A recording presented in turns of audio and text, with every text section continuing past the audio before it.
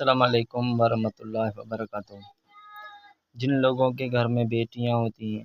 تو پہلے بیٹی ہوئی تو باپ ناراض ہو جاتا ہے، جہاں کس وجہ سے کہ ہمارے گھر میں بیٹی پیدا ہوئے، پہلے بیٹا ہونا چاہیے تھا۔ ایسا نہیں ہے کہ باپ کو بیٹی بھی پسند ہے اور بیٹا بھی پسند ہے، پر دل میں کہتے ہیں کہ پہلے جو ہے بیٹا پیدا ہونا چاہیے تھا، یا کوئی کام کاج کر لے یا کوئی مسئلہ جہاں پڑھائی شڑھائی کر لے آگے چلے۔ تو میرے بھائیو، جب اللہ پاک کے اگر اللہ پاک بیٹی دیتا ہے تو خوش رہو، اگر بیٹا دیتا ہے پھر بھی اللہ پاک کا شکر ادا کرو، کیونکہ جب بیٹی پیدا ہوتی ہے گھر میں تو فرشتے آتے ہیں مبارکباد دینے کے لیے،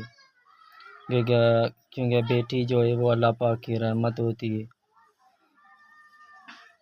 حضور صلی اللہ علیہ وسلم کے دور میں ایک بوڑھا آدمی تھا،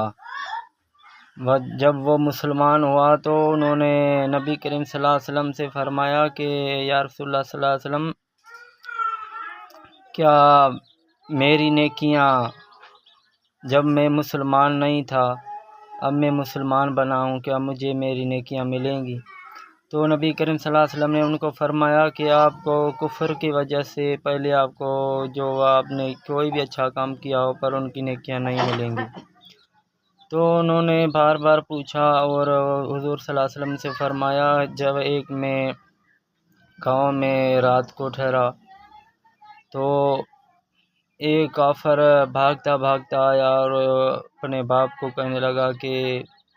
ہمارے گھر میں بیٹی پیدا ہوئی۔ تو انہوں نے کیا کیا کہ رات کو ہی بیٹی کو اٹھایا اور زندہ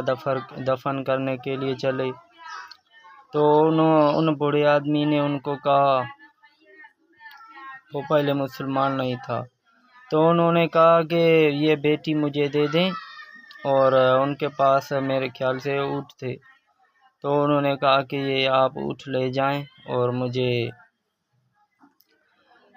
یہ بیٹی دے دیں۔ تو وہ کہتا ہے کہ میں نے ایسی 30 بیٹیوں کی جان بچائی اور ان کو پال پوس کے بڑا کر کے ان کی شادی بھی کروائی۔ تو یہ سارا قصہ حضور صلی اللہ علیہ وسلم کو انہوں نے سنایا۔ اگر ایک کافر ہے جو اپنی بچی کو لے جا رہا ہے اور اپنی بیٹی کو دفن کرنے کے لیے،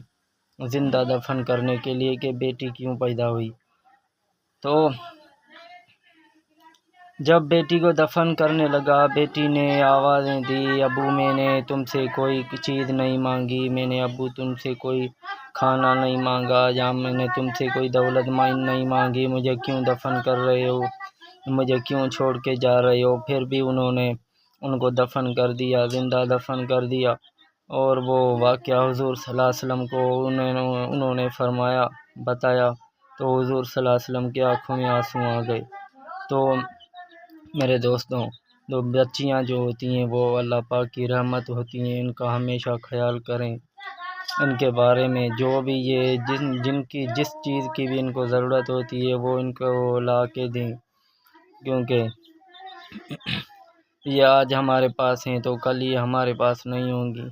کیونکہ اللہ پاک کا بنایا ہوا نظام ہے۔ آج یہ ہمارے گھر میں